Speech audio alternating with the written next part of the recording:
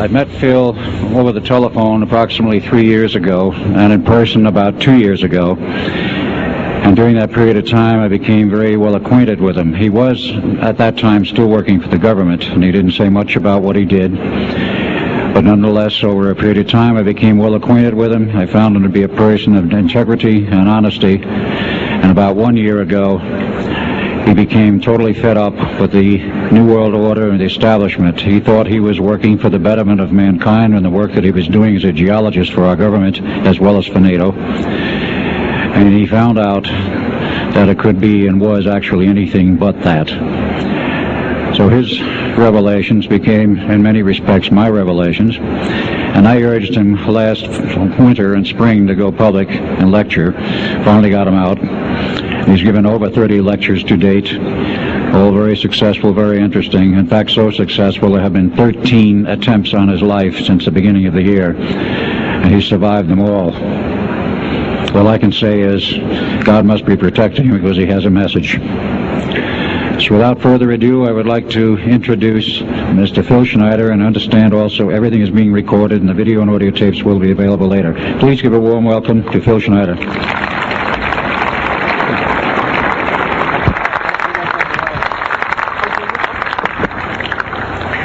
Thanks, Al.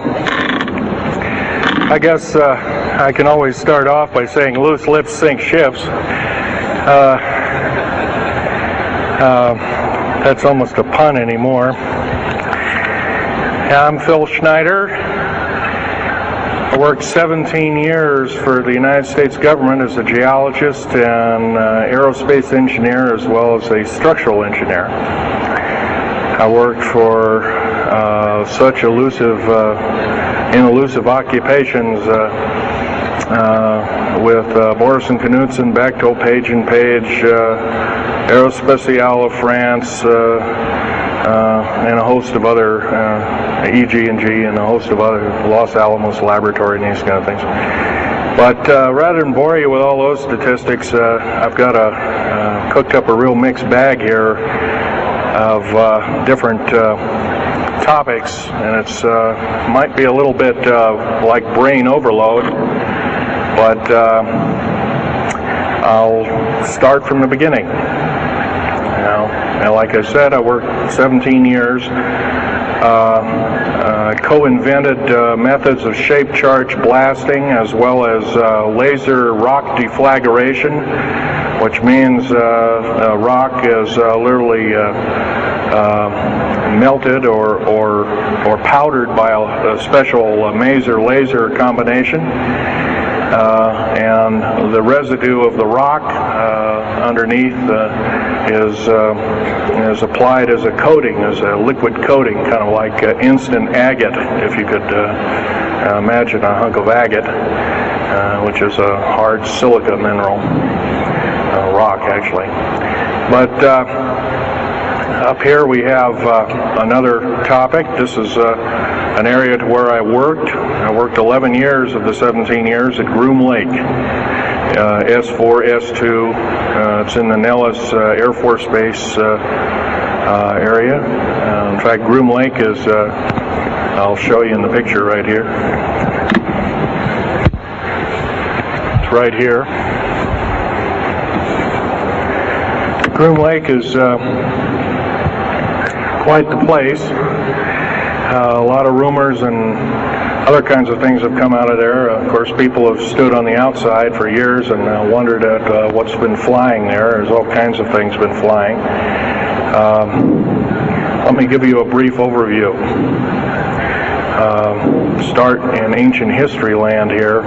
Back in 1909, the U.S. Cavalry was engaged in catching some banditos that had crossed over the Mexican border into a place called Truth or Consequences, New Mexico. And they went into a cave or a hideout and killed the so-called bandits, but what they found out they couldn't explain, and they were called horseshoe craft at that time, or horseshoe ships. There were UFOs, and they saw these, what they called demons, gray demons, little gray guys all around the place. That was in 1909. Now in 1933, our government was actively engaged with the Europeans, mostly the French and the English, in special researches dealing with aerial phenomenon. And once again, the term flying saucer or flying disc didn't come about until much later, supposedly right around the mid-1940s. Anyway, the whole thing here is that also in 1946, I might want to add,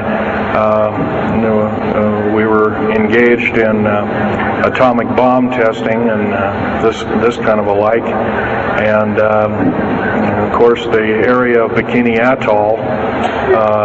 Some of the pictures are over here on the white board, showing with the actual language of both the U.S. Army and U.S. Navy archives. Anyway, these flying ships were seen as early as 1945, 46. Some of them were called Foo Fighters, and you name it.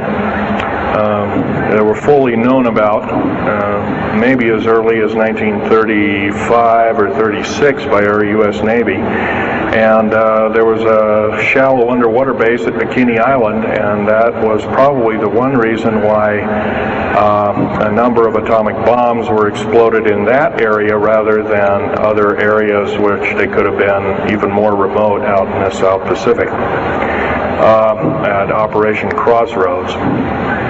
Well,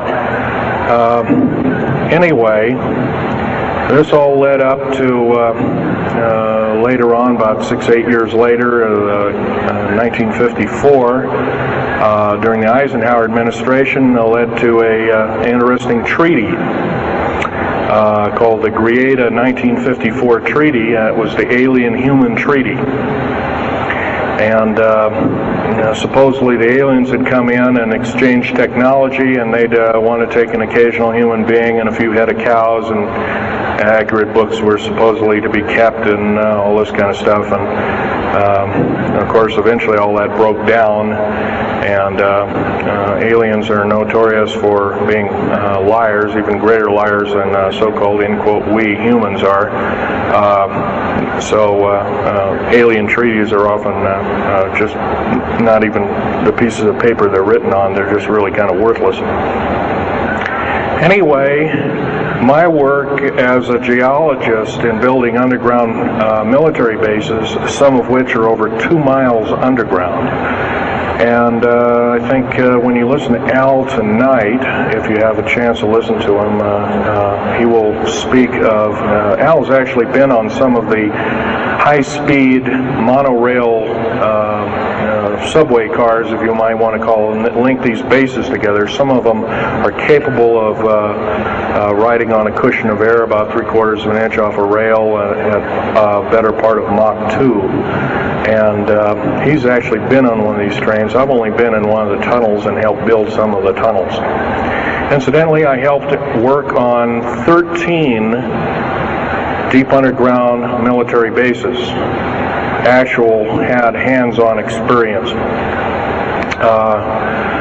Notorious was the one in and around the Dulce, the southeastern and southwestern sides of Dulce, New Mexico, in the Los Alamos laboratory regions, where we built some hermetically sealed rooms that were very deep, going down over a mile. We also built additions onto Groom Lake and S2 and S4 complexes. There are a total of 9 underground. They're called DUMBs.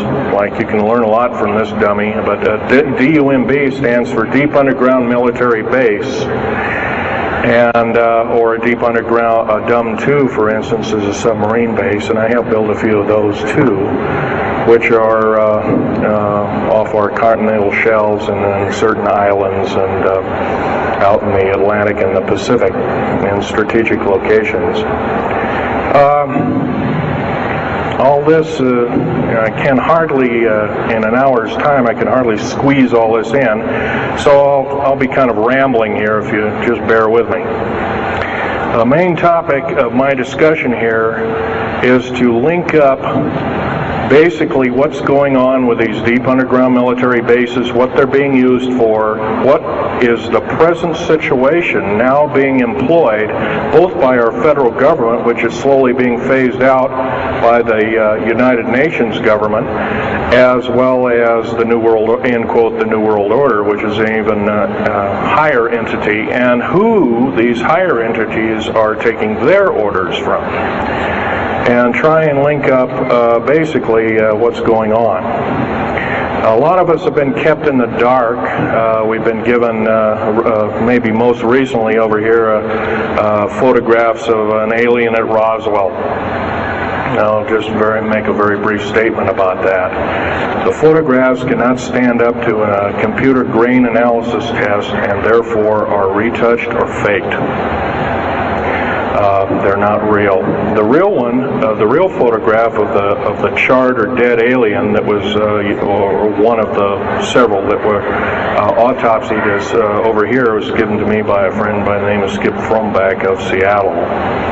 And his father worked as one of the principal doctors. He was from Germany at the time, and worked on some of the autopsy material, from what I understand, along with other people. Anyway, you just can't believe everything, and that goes for me. You got to get out there and do your homework. Like I always say,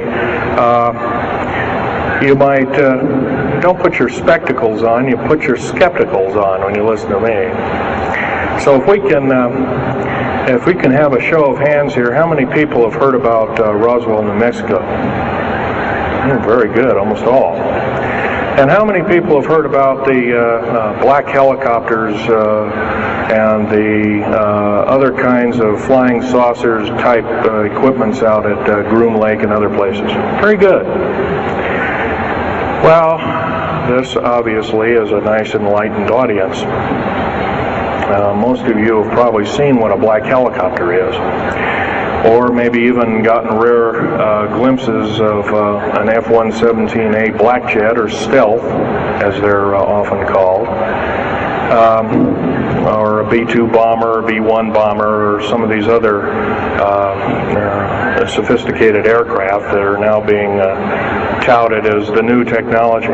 Once again, where did we get this new technology? Well, obviously we've had a little hand in that. Our little alien so-called buddies, have kind of exchanged things, not without a great cost. The cost of which has been a lot of people have disappeared. Some, and I'll blow this statistic by you, there's, according to current FBI and Defense Intelligence Agency and CIA statistics, 100,000 children and 1 million adults disappear every year, and these are not kidnappings or murders or rapes or suicides or anything, totally unaccounted for. And where are these people going to? Nobody knows. Maybe one of us in this room, or somebody, has encountered on such an individual and lost a loved one or a friend or something, and that's unfortunate. My best friend, Ron Lee Rummel, several years ago, got himself murdered because we dared to put out in print, at that time I was still working for the government, and so was he, we dared to put in print the so-called the Strategic Defense Initiative, or Star Wars, as part of the New World Order, and takes its actions. It was originally written as a kind of a spoof or a joke. We had one of these alien greys dressed up and had New World Order insignia on, and of course that wasn't taken very nicely, and my friend got himself murdered. It was called a suicide, but now it's been turned over to special authorities who now acknowledge it was a homicide. Other than that, I'd like to also mention something about my father. My father was a U-boat captain, and in Hitler's Navy, and he got captured and taken over. I didn't find this out until about 2 weeks before he died on his deathbed. He kind of told everybody in total shock. I was one of them. In fact, I didn't believe him. I thought he was kind of in delirium or something like that. And of course, other things have come up since. And so, anyway, he was captured by the French, turned over to the Third Army, the U.S. Third Army, and then U.S. Third Army turned him over to the Navy. And he was a master machinist. Now, that's not a journeyman. A master means they can take a block of metal and make a gun or a watch or some other fine instrument. And he was a master machinist. He later became an MD doctor and part of the aerospace medicine group of the United States Navy. Was instrumental in helping build the USS Nautilus and its first nuclear-powered predecessor, the Enterprise, the first nuclear-powered aircraft carrier, and other ships like it. He pioneered all the ways in building very small and miniature nuclear engines, and he even helped later on in his life, he helped develop the infamous grid bed nuclear motor, which is now employed in some things that look like flying saucers that people claim are flying saucers. Yes, we, in quote, the United States Air Force and other armed forces, are training other European forces to fly unidentified, or now identified, or, in quote, flying saucers. We've actually built several prototypes that are flying under names of black craft. My position as a geologist and engineer got me to see a lot of things in the world. I've been in over 70 countries.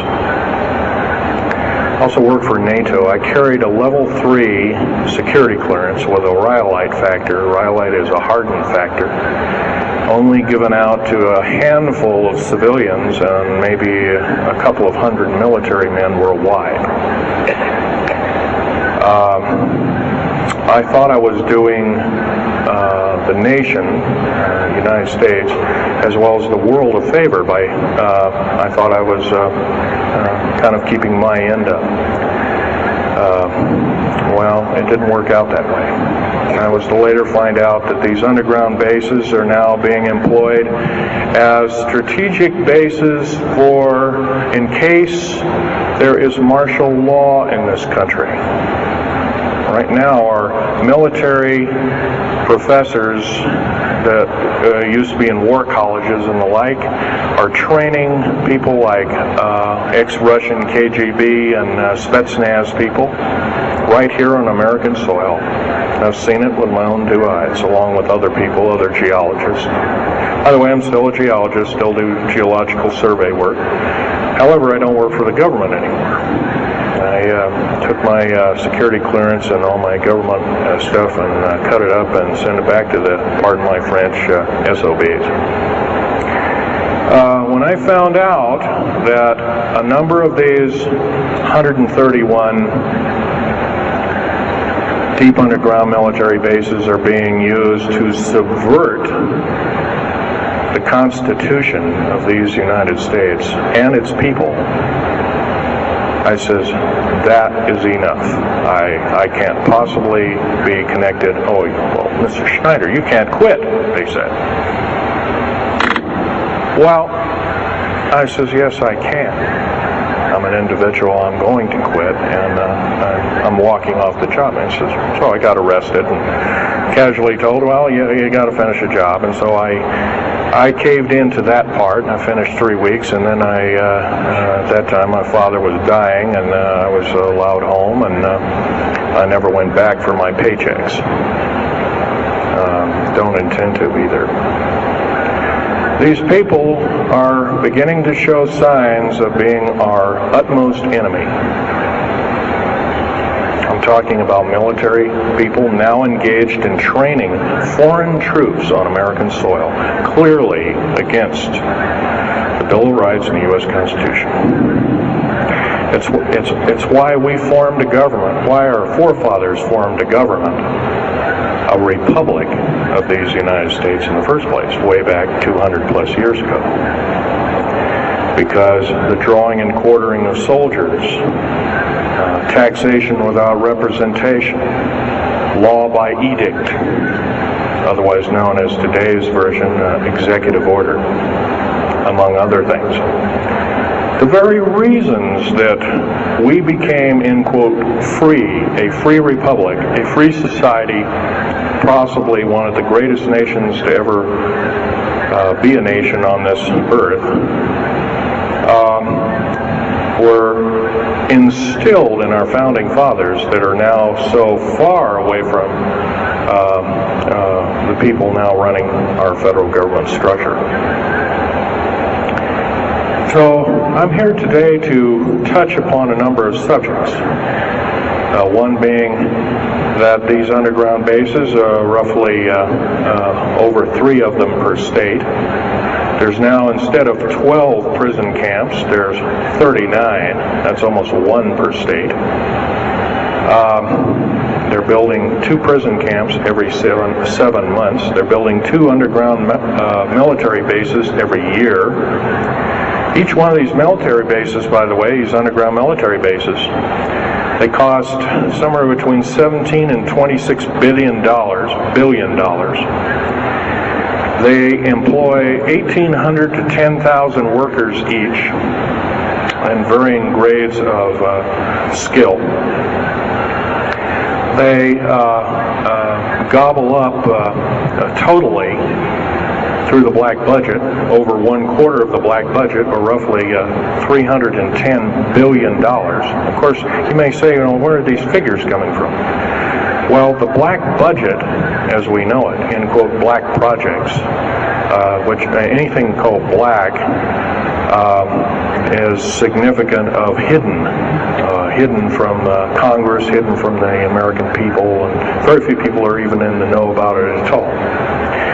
But black budget per year garners over $500 billion a year. And it's these kind of huge quantities and sums of monies are garnered through CIA drug activity, National Security Agency clandestine operations, mostly in Panama and South America. Now also engaged in Russia in bringing and refining strategic metals.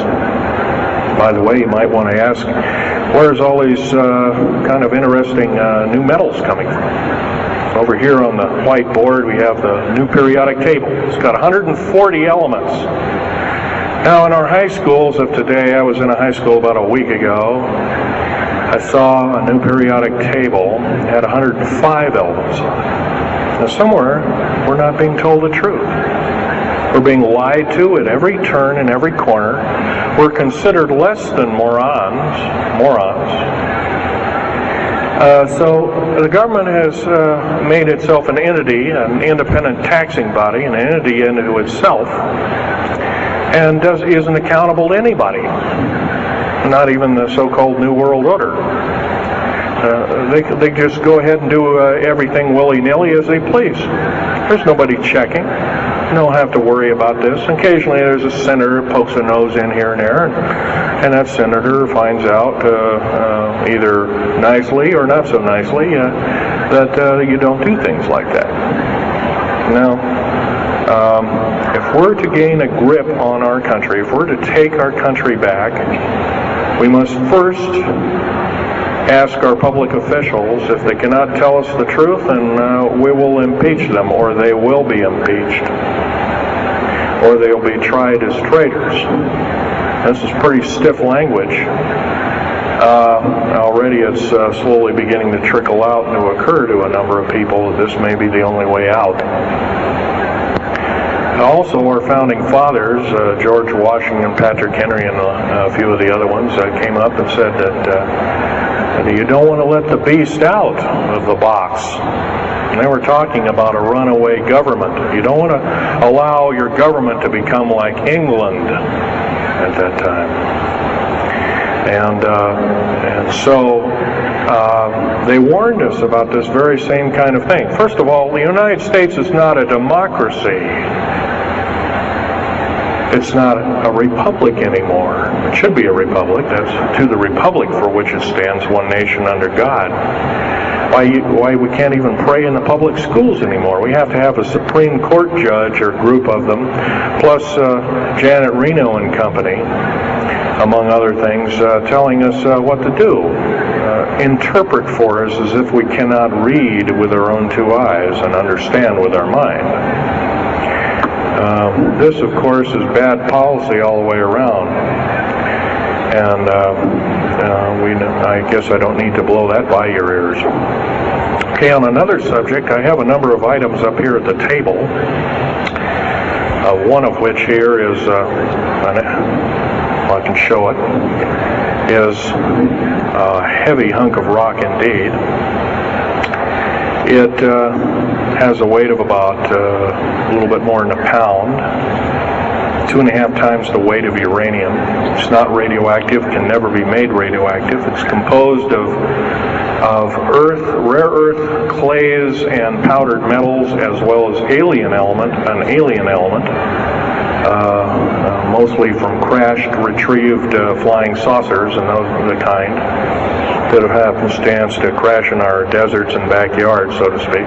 It's called mironite. Now, this is employed in every stealth aircraft, every black jet throughout the black budget.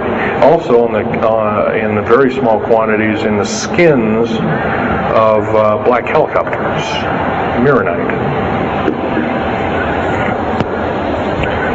Here's another thing. Here's a piece of probably the purest titanium you'll ever hear or see. It's so pure, it's also composed with other alien elements to make it extremely tough. It's capable of withstanding temperatures in excess of 7,000 degrees Fahrenheit. Our new Phoenix-class submarines, of which we're building 2 a month right now. Phoenix-class submarines is a black budget program. Each one of those submarines costing $208 million just for the titanium hull, which is made of this material. Approximately 10,000 pounds of it. Now, we've got, supposedly, as of the data right now, we've got 106 of these submarines. They're plying the waters and the waves. They can dive to a depth of over 7,000 feet and hold that for 3 months. It's a fantastic submarine indeed. It has 11 grid-bed nuclear motors on it, engines, that run everything, purify the air. And, by the way, these aren't your usual nuclear motor installation. They're very small. They're probably no bigger than this podium, weighing less than 3,000 pounds, putting out as much as the equivalent of 3 aircraft carriers of the Enterprise class. But these Phoenix-class submarines are getting this metal. Now, where are we getting the metal? It's being stockpiled in a number of strategic locations. Supposedly, I've heard stories, well, it's being mined on the moon, and I have no way of proving that, one way or another. I think we're probably getting it from Russia, or refining it in outer space. What are we shuttling? Basically, a shuttle, a secret shuttle flight. 1 a week now is going up and back. What are they shuttling? Well, obviously, they've got kind of their own little laboratories up there, space station, and all this kind of stuff. Remember, what you're being told is only just a smattering of the truth. It's not the real truth. Maybe it's 5% of the truth. Maybe it's not even that. You can rest assured you're not getting much. Another strategic metal is this particular bar with some strange crystals on it, scalenohedral crystals of niobium, titanium, rhenium, copper oxide. This complex group of elements, not found on the Earth in specific quantities. This was developed at Los Alamos through EG&G and other outfits, are employed in all black jet aircraft, all of them, including the, in quotes, sport model, the little flying saucer we occasionally see over at Groom Lake. And by the way now, if we happen to be with a video camera, taking pictures of the so-called area around Groom Lake, it's now, you can get your equipment confiscated, your car, your house. You're considered the same thing as a drug dealer, and you'll go to jail for 5 years, up to 5 years, and $1 million fine. I personally don't think this is what I'm hearing.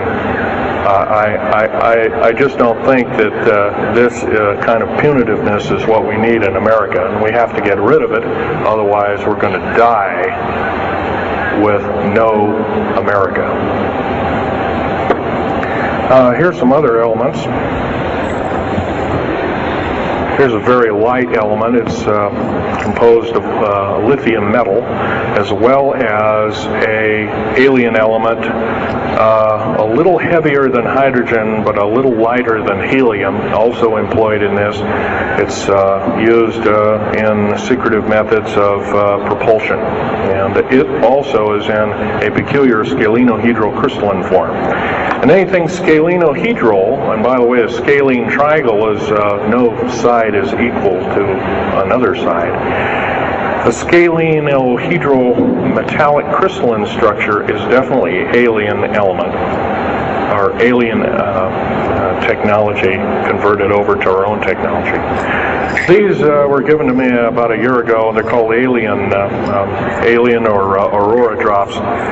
It's supposedly the skins of the black jets, some of the ones that are coming in at very high rates of speed. They're still glowing red hot, white hot, and they'll sit out there and cool off, and they're dripping their material off of them. And it's kind of like a rubberized coating. It's not rubber, I can tell you that. It's as hard as lava rock or harder, capable of withstanding tremendous temperatures, but nonetheless some of it sloughs off every time, and so they just kind of scoop it up and throw it in the trash can. There are a few pieces of it. Here's one of the hardest so-called man-made rocks. Once again, it's got a number of alien counterpart. It's got an alien crystalline structure to it, very advanced.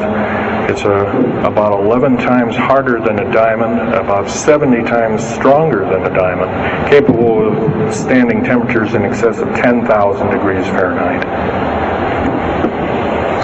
It is employed as very thin coatings or windows, tiny windows, in hypersonic aircraft that exceed Mach 5. Here's an interesting artifact. Right here in this hunk of rock, which by the way was an old 100,000-year-old chipping tool found in Syria, Jordan rather, excuse me, is a imprint of, it looks like a fossil, but it's not. It's an imprint of a small mechanical part with exactly 360 kind of little rotor blades. Well, this rock is 220 million years old. Who was making machines 220 million years ago? Maybe Von Däniken was right after all, huh? Here we have an actual piece of agatized fruit, or it's similar to a lime. It's even been pecked by a bird at one time, and that's still there. So it's instantly turned to agate. It is the same agate or chemical structure as material found at Hiroshima and Nagasaki after the A bombings in World War II, where grasses and flowers and petals of flowers and other kinds of things were instantly petrified, turned to agate. It is the same identical crystalline structure. However, However, this particular piece is about 20 million years old, and it's still got its original green coating, and it's basically unchanged. Perfect condition. Likewise, here's a garlic plant about somewhere between 20 and 35 million years of age, and once again it's got that same pink agate coating. And here are some pieces of the metal skin from the crash disk at Roswell. It was given to me when I was 14 years old. My father was visiting one of his old friends in the Navy archives, as well as he was in the Royal Navy in England. And I, as a 14-year-old boy, I says, "Gee, Dad, can I ask Johnny something?" "Oh, go ahead, ask him. Get anything you can from him, you know, that kind of thing." I says, "Well, gee, Johnny, well, do you think I can have a piece of this metal?" "Oh, no, you can't have that." And I says, "Oh, give it to the kid. What the heck? He won't have it very long anyway." Well, I've had it all this time. It's kind of a unique thing.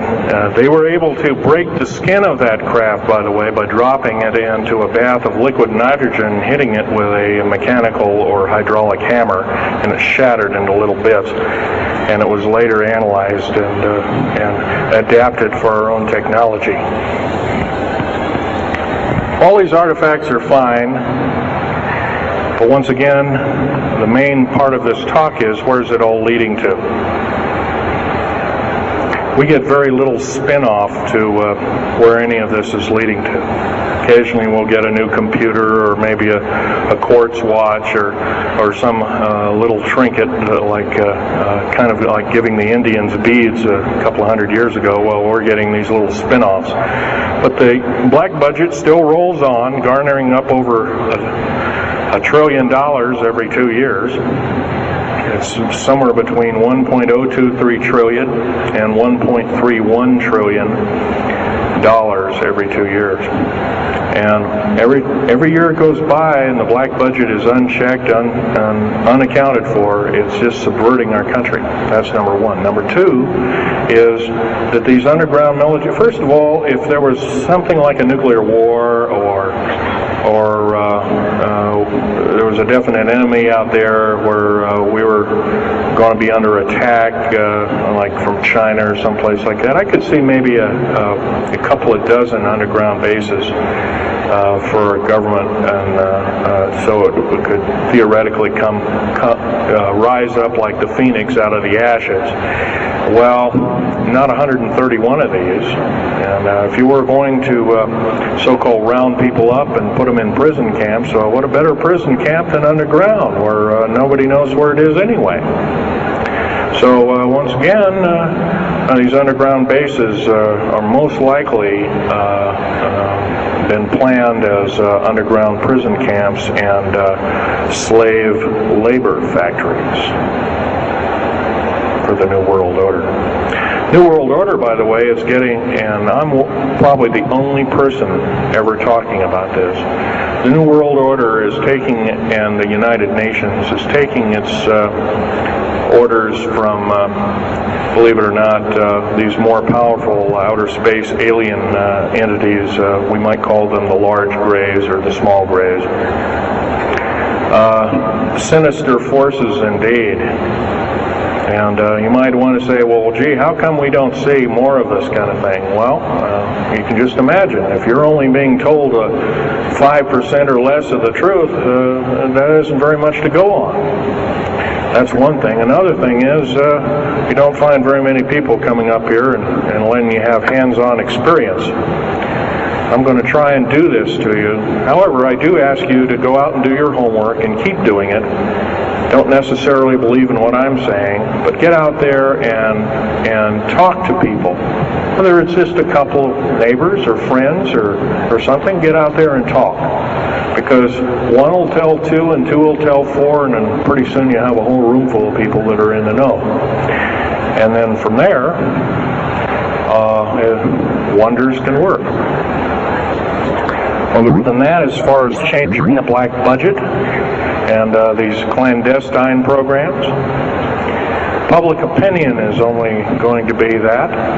going to do that, and it's going to take millions of us. But we have to be informed. And to do that, we have to be doing what we're doing now, gathering and talking. And, of course, most of us are adults and can weed out fact from fiction.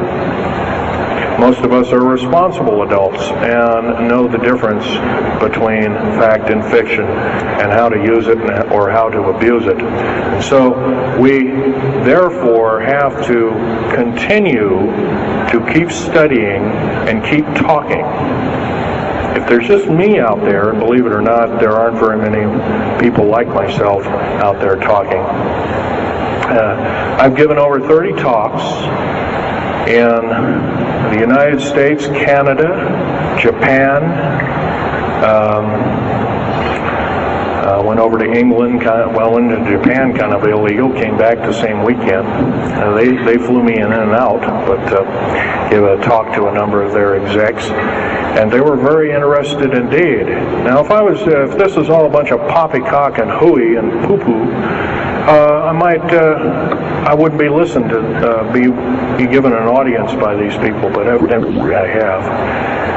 But 13 attempts on my life since the first of this year.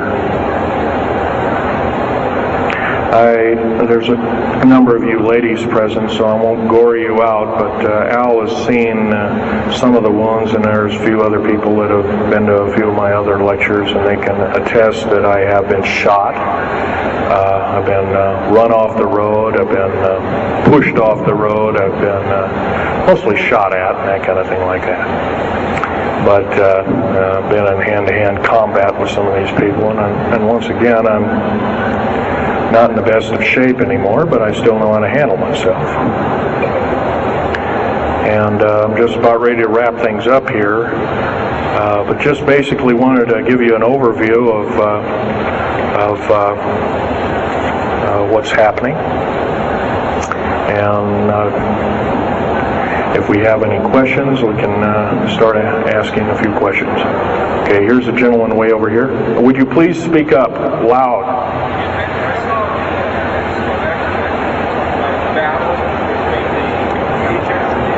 Yes, I was involved in in 1979, in August, late August of 1979. I was involved working through Los Alamos Laboratories at Dulce, New Mexico, and what's now known as the Alien-Human War. 66 Secret Service agents, government workers, geologists, and the like. I almost bit the dust. I could have been number 67.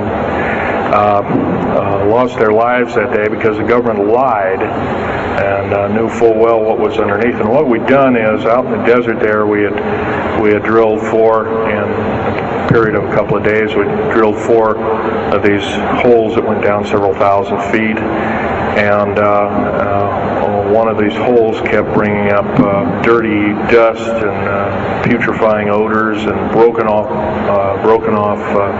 machine bits and other kinds of things like that. And boring machines as well as lasers came up damaged. And of course, there was a probe that was sent down, and that came up totally missing. And so people were sent down there, and I was along with people. And when I got down there, of course, the odor was, and remember, I was in a spacesuit type environment. All I had was a small tool belt with special sensors, a small rock hammer, and a rucksack for mineral specimens and other kinds of things like that. And I had my little pistol. Being an engineer, didn't have time to carry a big hunk of pistol like most of these Green Berets carry, stuff like that, black berets. I carried a little Walther PPK with a 9-shot clip. As soon as I got down this hole, standing about from me to this gentleman over here in front row, about 10 or so feet away, 7 feet away, something like that, was one of these 7-foot-tall stinking alien guys, and I didn't waste any time. I said, I'm not fiddling with you guys, and boom, away you go. And I was one of the rare few that had been allured that this may or may not occur, and so basically was given ET training, but a lot of these other people weren't. And we were, in fact, it was asked, are there aliens in the area? And of course, the big question was no. And that was a big lie. And of course, 66 people died that day. I have a big hole in my chest. I lost a lung. My lung was literally burnt out of me. My fingers burnt off of me. My toenails burnt off of me. My skin was, I was in radiation isolation therapy for 400 plus days. My bones were vitrified or burnt. I was cooked. I managed to survive. They're telling you something about it today. But other than that, I'm the only talking survivor. There are only two other survivors, and they're in nursing homes up in Canada. And Canada refuses to allow the United States officials to talk to them. They're in very bad shape indeed. One of them can't talk, and the other one doesn't want to. So, they're regarded as Canadian heroes, and so they're being kept by Canada. Okay, this fellow over here. Speak up loud. Okay, are there any bases? Actually, yes, there's several. In fact, as I was coming to this talk, I was supposed to be here by plane, but there was a subsequent foul-up. Anyway, I drove all the way and did it in one day. But as I was coming over up near Cheyenne, I noticed the military, Air Force and the Army are building a so-called new, in quote, boot camp, prison camp, right up in Cheyenne, brand new. And I was here 3 months ago, I wasn't there. So it's something brand new. In Colorado, yes, there's about 4 underground bases, one being at Denver International Air Base. I call it Air Base, Spaceport, or whatever you want to call it. Denver International Airport. No wonder your luggage gets lost. There are 8 levels underneath the airport, tarmac there, end quote, tarmac or cement mac. And so those bags could be there for a damn long time. Why, just imagine, if this was instantly turned to agate 30 or more million years ago, those bags could very well be the same way. So yeah, there's a number of them. And I wish I had a map with me. In fact, in subsequent talks, I'll have a map, which will be put on the overhead. In fact, my next talk, I plan to have just that. I had planned to bring a map here and had all the latitudes and longitudes of all the bases, and I can't do that. That would be a nice jail sentence for me, so I didn't bring it. So, but other than that, I'll have that all researched for you. Yes, this woman.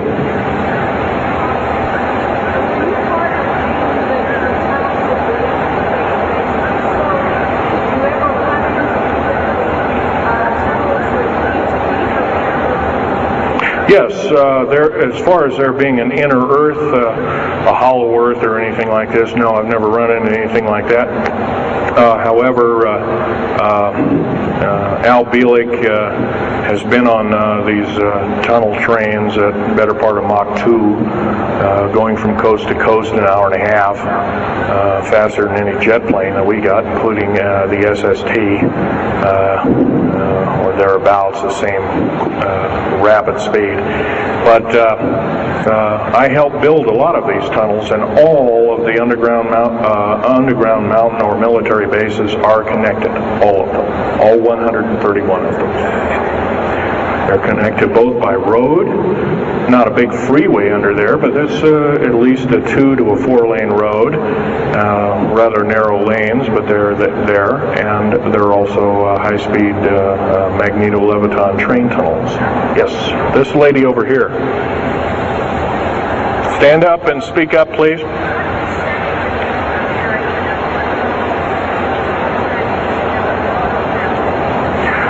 What? What levels of military personnel know about this? Most of the levels of military know about this, especially the higher levels, higher officer levels. The enlisted, I'm sure, don't, or are basically kept in the dark like we are, end quote, we are. So, yeah. This fellow right here with the hat, Adam. Where are most of these bases located? Well, there's 131 of them in the United States, 127 of them in the lower 48. There's some in Canada, I'm not counting those, and some in northern Mexico, I'm not counting those either. They average about 4¼ cubic miles hollowed out underground, an average depth of 5,700 feet underground. Average cost $17 to $31 billion each. They employ anywhere from 1,800 to 10,000 people. Some very large ones now being built in Sweden, one of which is repudiated to be 30 cubic miles. It will take 5 years to build that one at a cost of about $2 trillion. And that's all being supplied by the United Nations. Yes? Anybody over here? No. This gentleman. Speak up, please. Okay, you want to know exact locations of all these? Well, for where all of your Army, Marine Corps, Navy, and Air Force bases are, they're with all the present, not the ones closed down. By the way, the closed down bases are now being used for gasoline storage and equipment storage and these kind of things. So they're not really closed down yet. Boot camps, end quote, boot camps and all this kind of stuff. So-called prisoner camps and these kind of things. Right now our police, for instance, are being trained by the Air Force and the Army intelligence in martial law research, as they call it. How dare they call that by that name. So where these are, where every one of these strategic bases are now. In Colorado, in around Denver, there's 3 of them, and they're fairly small. Some of these bases are only maybe 2,000 to 3,000 feet in depth. Some of them were built a long time ago, back 35, 40 years ago, and they're only maybe 500 feet, and they're mostly for equipment storage. Denver, and then there's Fort Collins. There's also Colorado Springs area has a number of them. By the way, Colorado Springs is kind of a famous area. Nikola Tesla's laboratories were in Colorado Springs, and need I say more? I'll leave that up to Al Bielek. As far as Nellis Air Force Base, there's 9 underground mountain bases in Nellis Air Force Base. That's in Nevada. It's north of Las Vegas. There's going to be a UFO show and conference in Mesquite here later on this month, and that's up very close to, end quote, Area 51. That whole area, by the way, the state of Nevada is 81% end quote, managed or owned by the federal government. The land is either restricted or run by the federal government. That's why there's groups rising as we speak, dealing with the problem very vociferously, and senators are now getting involved. So evidently waking up is occurring. Yes, this gentleman over here. Speak up, please.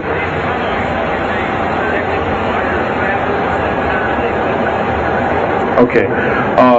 Yes, they are. The gentleman asked, are these tunnels connected to large caverns? Yes, these large bases are basically like this Coliseum. Everything's underground. Everything's a city underground.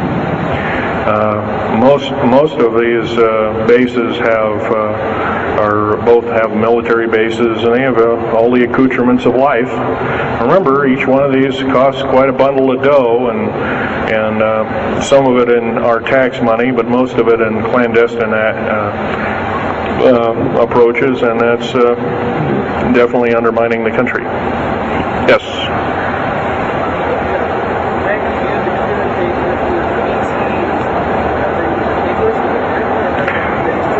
Well, some of them have a difficulty in understanding our language. It's too slow to them.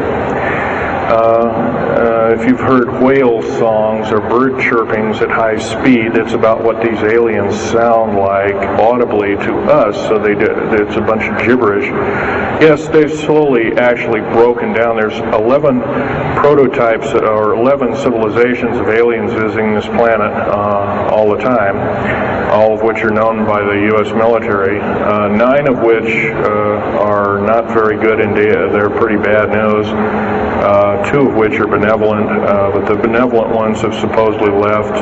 They have their own little war of sorts, especially the Pleiadian groups and whatnot like that, of which Val Thor was repudiated to be a Venusian, but other people have alerted he looks more like a Pleiadian.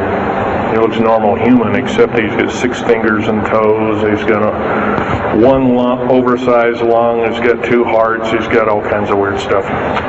Bones are bigger. Yep.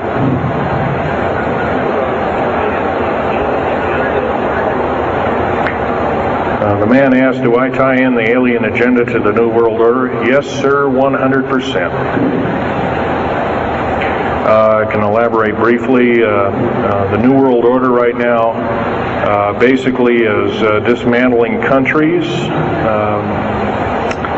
governments, telling governments not to war with each other anymore, basically, so that looks good on the outside. They're taking their orders directly from the aliens who've got their own timetable. They want the one world order because they want the planet for themselves. And, of course, you've often heard of the term Global 2000, and that's a supposed sinister plot, or has been a group of sinister plots to produce biological weaponry to reduce or thin out the so-called ethnic cleanse the population of the planet by 5/6, or roughly 5 of 6 billion people, enslaving the rest to work willy-nilly with the so-called people of the New World Order. Now, another peculiar thing is the alien agenda is not really well believed nor understood by a lot of these one-worlders. They don't believe it. They think they've been singled out for their own end of glory, and what they don't know is they're just another human being, and according to the negative or bad aliens, they're just another we're considered bags of food to them. They don't eat us like we think of a cannibal eating a hunk of meat, but they use our glandular secretions as part of their food base, their blood and our glandular secretions like adrenal chrome and other kinds of things like this. And in fact, the Atlanta Center for Disease Control has figured out ways that we can combat this and all this kind of thing like that.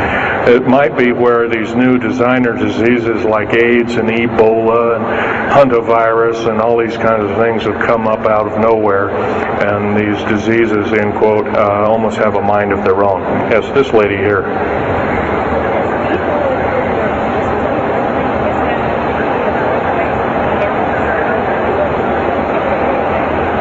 Okay, lady asked, is the tunnel building having an effect with earthquakes? Yes, it could very easily be, although got to remember a lot of these underground bases are constantly being repaired, and so a lot of people have to be hired. As far as the U.S. government, second part of her question was, is the U.S. government modifying our weather? Yes, that's an affirmative. And we have, the U.S. government's been working with the Russians for at least since 1972 and maybe as early as 1966 on weather modification, and it's a well-known fact, and it's well employed. And by the way, they can literally weather modify a hurricane or a tornado out of existence. And the reason they don't do it is pretty obvious. Yeah, right. Or they could actually send a plane inside of a hurricane, for instance, that would blow off an atmospheric bomb or a shockwave bomb in the eye of the thing. It would completely dissipate. Well, they don't do this, of course, and there's probably other reasons for that. See which way it goes, or what kind of havoc, and how we can study the havoc, and we go from there. This fellow way in the back in the black.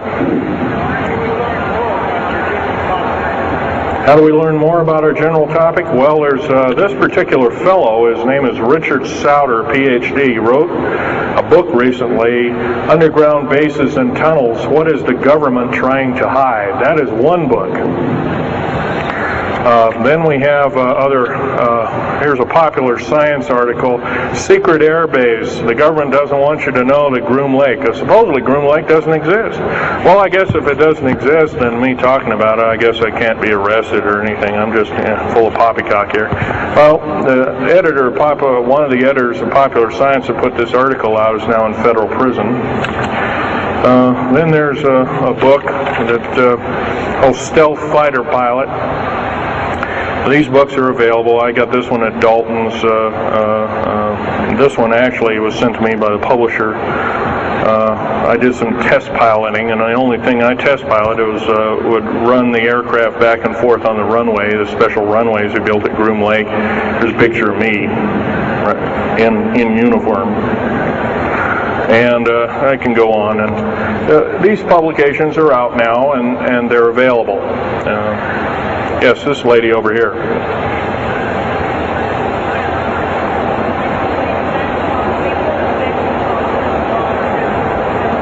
I can't hear you. What?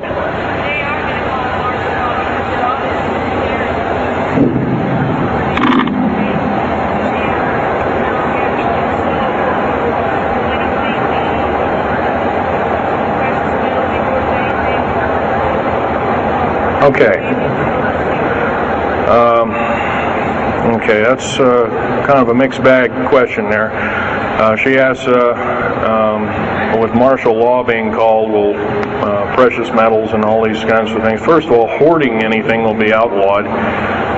If you hoard food, have a radio, any way of communicating, stash gasoline, these kind of things, you would just be rounded up and that'll be the end of it. Martial law is martial law. Martial law is dictatorship of the worst form, or one of the worst forms. And her other part of the question, if I got it right, was when's the alien takeover? Well, the alien takeover right now is, and probably will be for probably the next 20, maybe 30, 40 years, will be basically in the background. The idea is to get the one world beast-like government order in place, and to thin out the population of the planet. And then, of course, then all heck will break loose from then on. And whether it is, I don't often mix Bible and talk, but some people have alerted, well, this is already mentioned in the Bible, blah, blah, blah, and all this kind of stuff. Well, that may be, but all I can tell you is I've been face to face with one of these sinister characters, or a couple of them, saying the least, and most people would, just the shock of them seeing such a thing would cause them to not be in very healthy frame of mind, as physical as well as mental. This man here in the blue coat.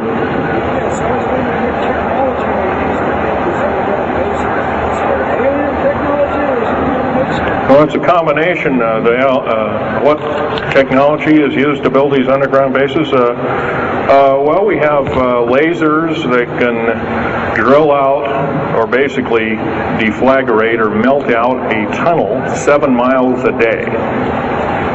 And that tunnel is 28 feet wide, 28 feet high.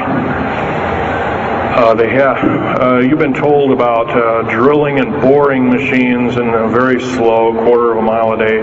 Most of that went out in World War II. Most of that's all World War I or World War II era materials. And once again, you've been badly lied to. I can hardly believe, first of all, I've worked on public engineering projects, and we do better in grinding up road beds and laying them down at the rate of 4 miles a day, and supposedly that doesn't exist. Well, I worked on one, state of Oregon just a few months ago, and we built a tunnel for sewage tunnel and whatnot like that. It wasn't very big. It was about 6 feet across, and I drilled right through solid rock, right to base of under one of the hills in Portland for their new light rail. Did that in 2 days. But it was a small, complex tunnel. It was big enough for a man to crawl through and inspect, and I was one of the people that inspected, so yeah. What technology? A lot of this is alien technology, readapted for our own use, but a lot of it's our own ingenuity too. So you can bet, how can you tell alien technology? Well, anything that's just absolutely outlandish, like taking a oxyacetylene welding torch and trying to cut into this metal and getting nowhere, obviously would be metals research, aircraft research and the like, and different tools and products, which things that are many times the hardness of diamond or known hardened substances like boron. Obviously, that's nothing that we came up with on our own. What we could have over a several hundred-year period. But you've got to remember, too, that the military technology is outstripping the public sector technology at the rate of 44 to 45 years of technology for every calendar year, every 12-month calendar year here. So every year going by this time in 1996, the military technology will be roughly 45 years more advanced than where we are today. So it's quite possible that way back in 1943, the U.S. Navy not only caused the ship to disappear, it literally disappeared and reappeared. Basically, military technology right now is about 1,200 years more advanced than public state technology. And computer technology right now, it's off the scale. I can't tell you. It's just right now, and employing just in black jet and stealth aircraft, the new computers are so completely advanced that we couldn't get them in the public sector for maybe another 40 or 50 years. Yes, this lady here.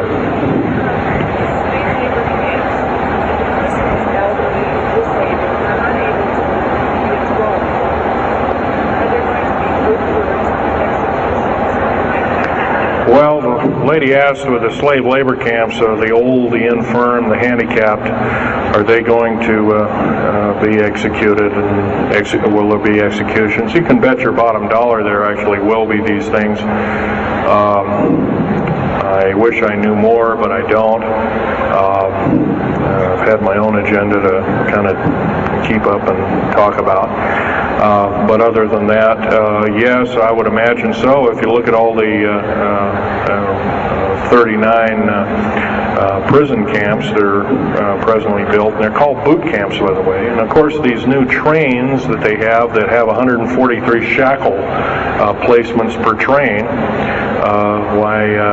they're a scary thing indeed. You know what they're called? They're called United Nations Prisoner Transfer Cars. Oh, that's an appropriate name, I guess. Well, we got to wrap it up here. They're telling me it's time. I'll take one more question. This lady over here.